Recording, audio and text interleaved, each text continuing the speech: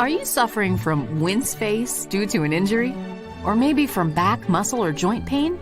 Even if you're unsure what that pain is, the specialists at the Iowa Clinic Bone and Joint Center can help you feel better from head to toe. It's coordinated. It's easy. It's all under one roof. Because no one should have to live in pain or with wince face. Call or visit iowaclinic.com today.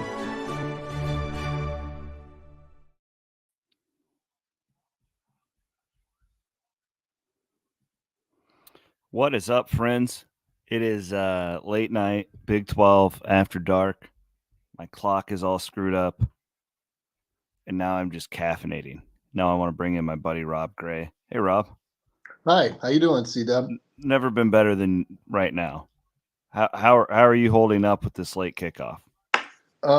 Usually I've done my constitutional at this point. Good walk, all that. Gonna hold off for the walk. Listen to John and Eric at the beginning of the game. I am holding up just fine though. We got a number of these. I mean, even that Kansas game last week. We left pretty late, so I'm ready. I'm ready for this, as the Jock Jams proclaim. Ready for this? Yeah. God, dude, I'm not saying I'm getting old because I'm a night owl still, but like to be in work mode. I mean, the game doesn't start for like an hour and a half, Rob. Yeah. I mean, they say 9:15. It's not kicking off at 9:15. Yeah.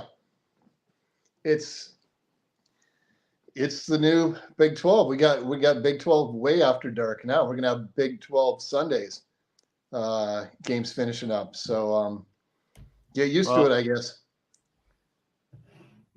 When in Rome, right? All right.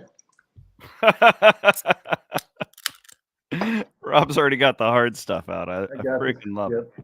A little bit of scotch to sip on as we anticipate. My man. Are you a little bit worried about this game like I am? Yeah, I'm terrified about it. I think it's a terrible spot for Iowa State. I've said it all week. This is a horrible setup for Iowa State.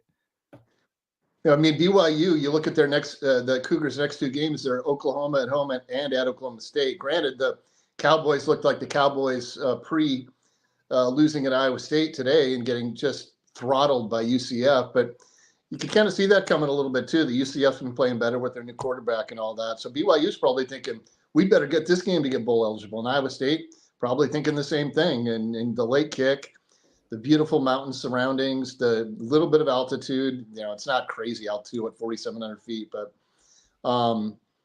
they're just good enough that if Iowa State doesn't start to play like they did before the bye week most of the time on that good run, it could be a very, very, very tense late Saturday night, early Sunday morning. I would agree. Yeah, I don't know. I think Iowa State's a good football team. I don't think Iowa State is like at the point now, if they keep all these guys, I think they can be really good. Yeah. But like just to expect them to show up and just kick ass like week in, week out against these teams that are like Kansas is a lot like them, Yeah. I think BYU is probably not as good, but when you factor in everything that goes into this game, like it's definitely makes it way more of an even playing field. I don't know. We'll see. I still think, I think Iowa State's good enough to just beat this team. Yep. I mean, if this game was on a neutral field, Iowa State would be like a 14, 13-point favorite. Yep.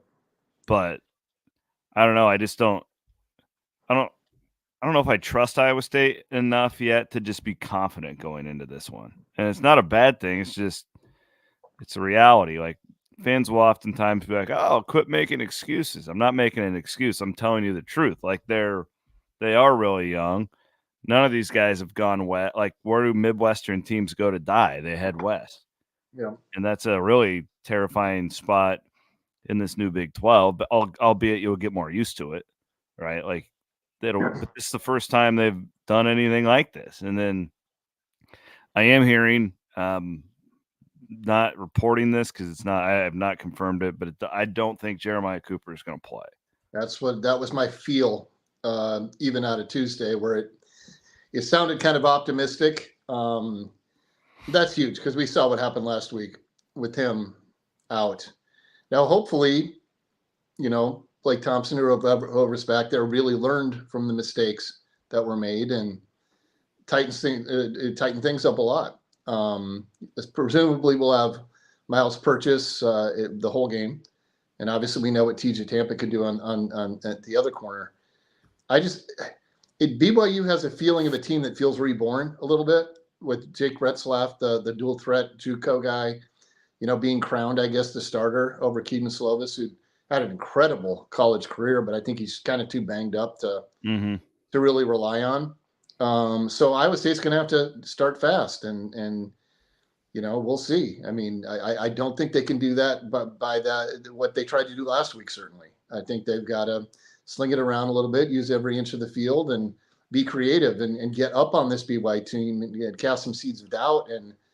I think they can win comfortably, but I also think it could be kind of ugly where they, make some early mistakes. So again, like you said, I would say it's a good team, but it's still so young that you can't be fully confident going into any game. When have we ever been fully confident going into the most games, except for maybe 2000, the COVID year, even the great 2017, breakthrough year, the first one under Campbell, you didn't really feel like, oh my gosh, these guys are going to go in and win week in, week out and end up with 8 wins and winning in Memphis and all that. So a lot to be concerned about, but I think a lot that if Iowa State plays the way that it can play, could actually come out of this with a double-digit win too.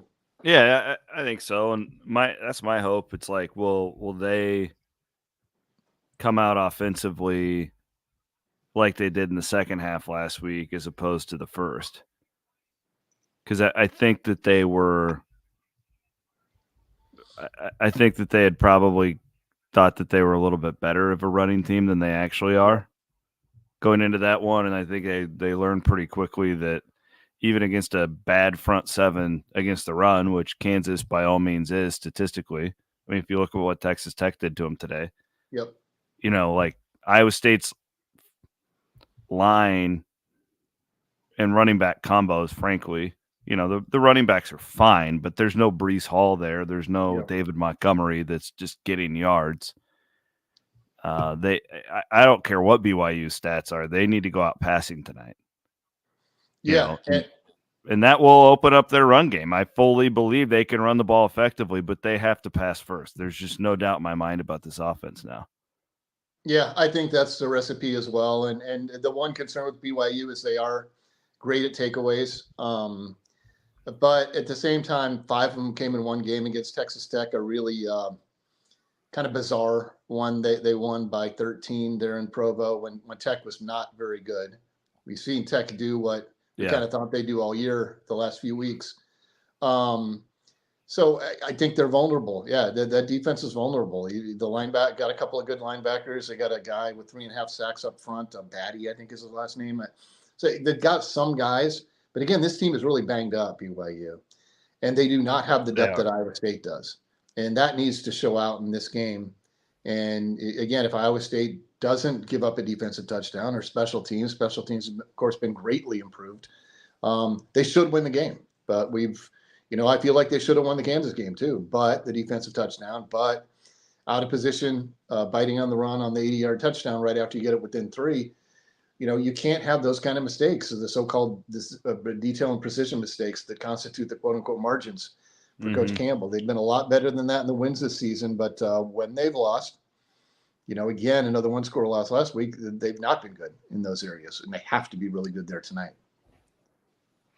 I'm going off of like my memory, but we should actually do the real research in games when Cooper and or Verdone are out.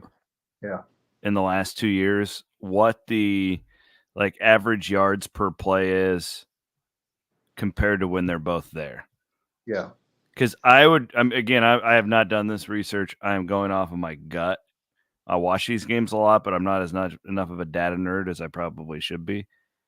My guess, it would be almost double yards per play what the opposing offense gets. That'd just be my guess. Yeah, I think it would certainly be a significant difference. I don't know if I'd go so far as double, but I mean, well, especially if both of them were out. I think that's At fair to the say. end of last year when they were both out, it got really bad, and everybody was looking for the answer, and it's like, no, the team didn't quit. It's just those really important guys aren't there. Like, Yeah, no doubt.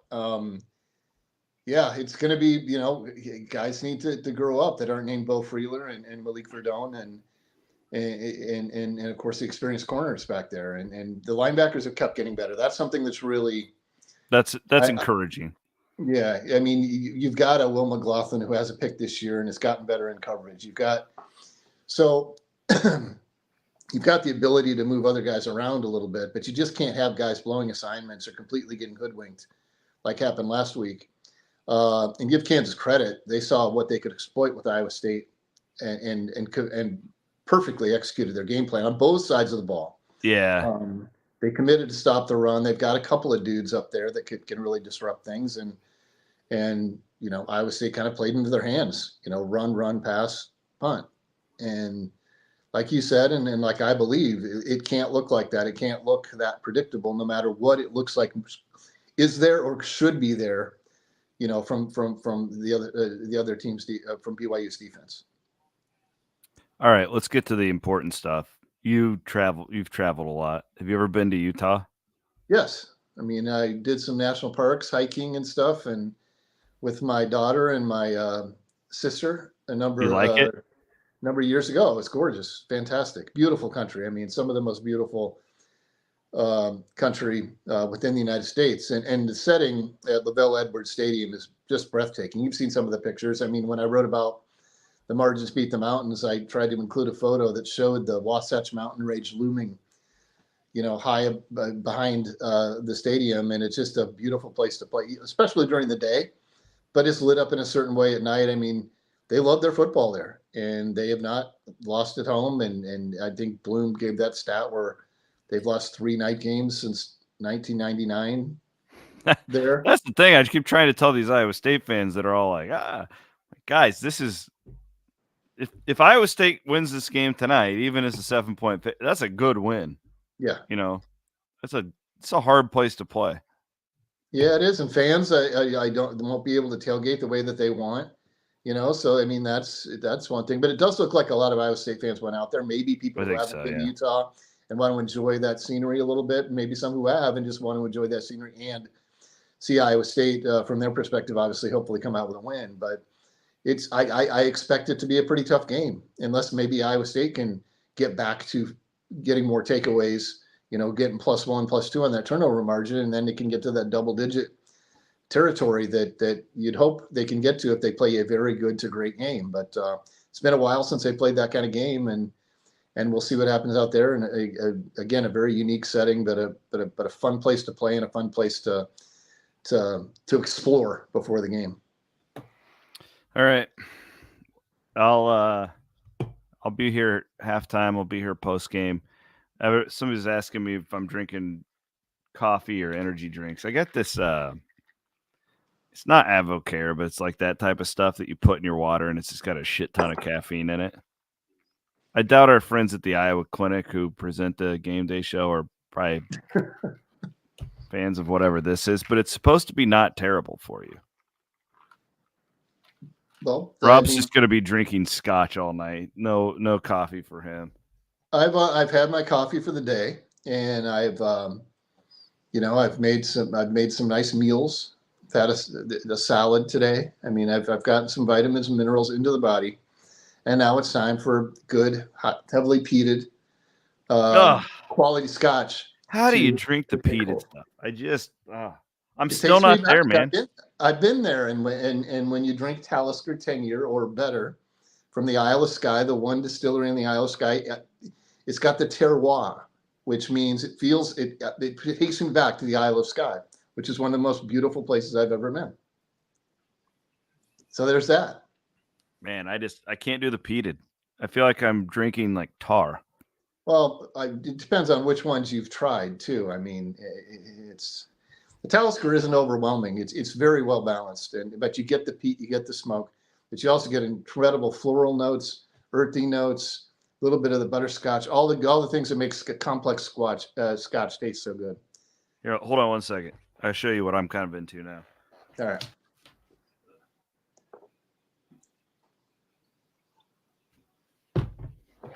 We're Perhaps just it's geeking just out over our booze now.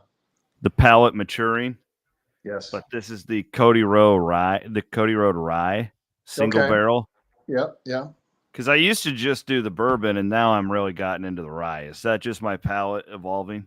Yeah, I mean, you start to appreciate some different flavors and combinations, and what lingers, and what kind of aftertaste, how clean the finish is. I mean, I'm telling you, Isle of Skye stuff is good, but it's hard to beat a Cody Road of any type. So,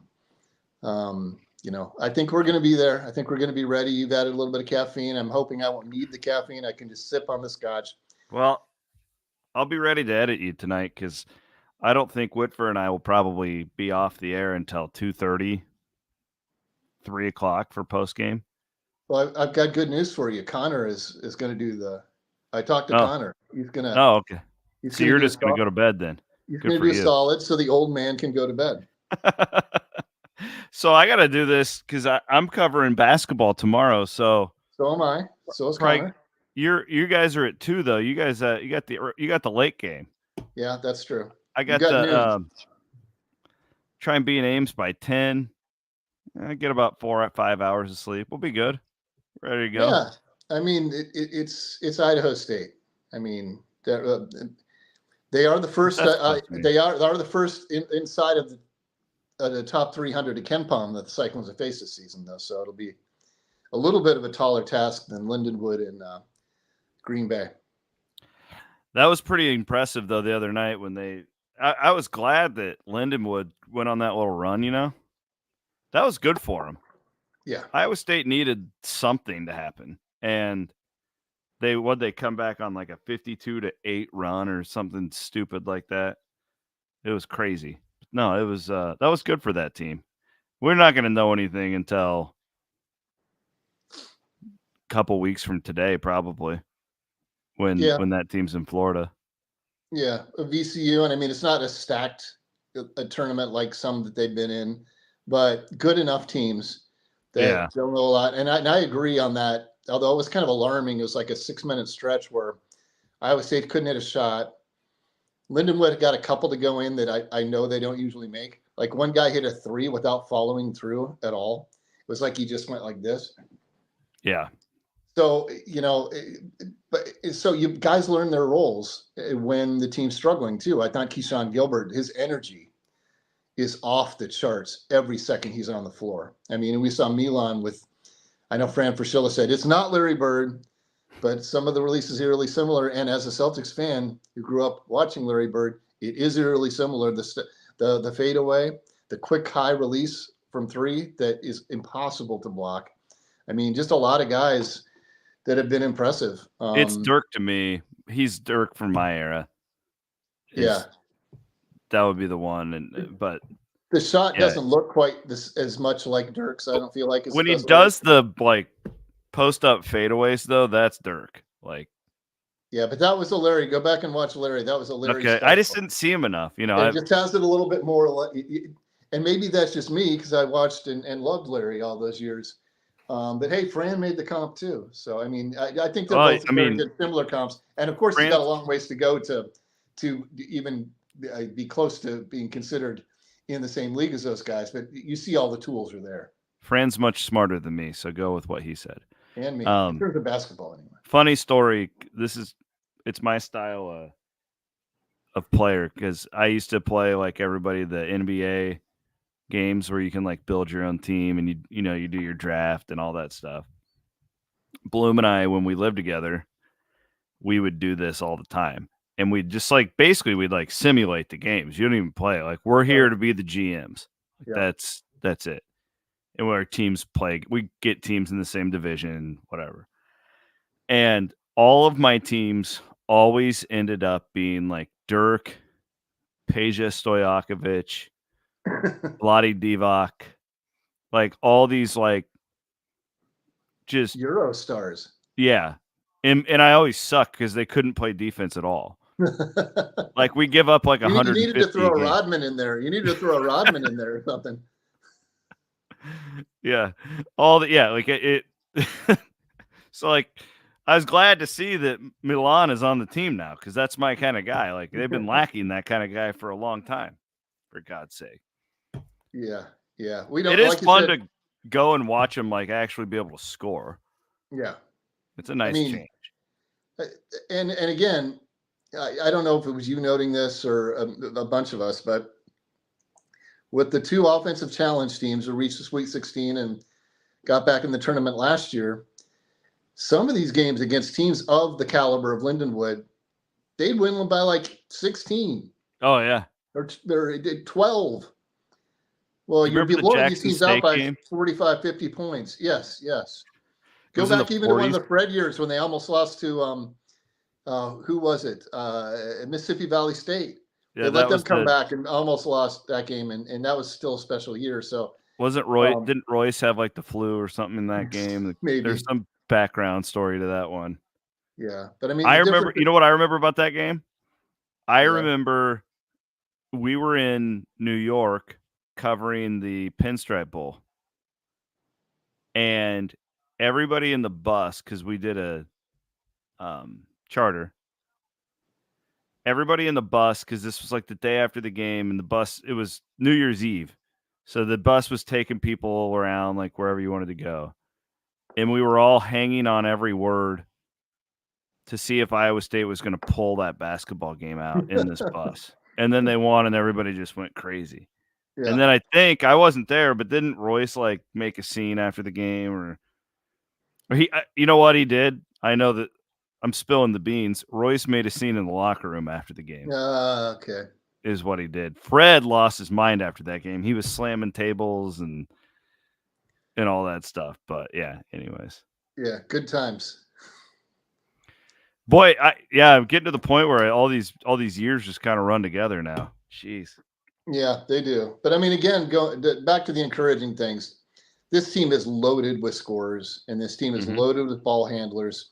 And I believe this team is loaded with winners. I mean, you saw what happened last year. Yes, it didn't go the way they wanted, obviously, in Pitt when they couldn't score to save their lives the first round of the NCAA tournament. But Jaron Holmes brought that winning edge. Ashun didn't probably put up the numbers anybody thought he would, but he at times really did too.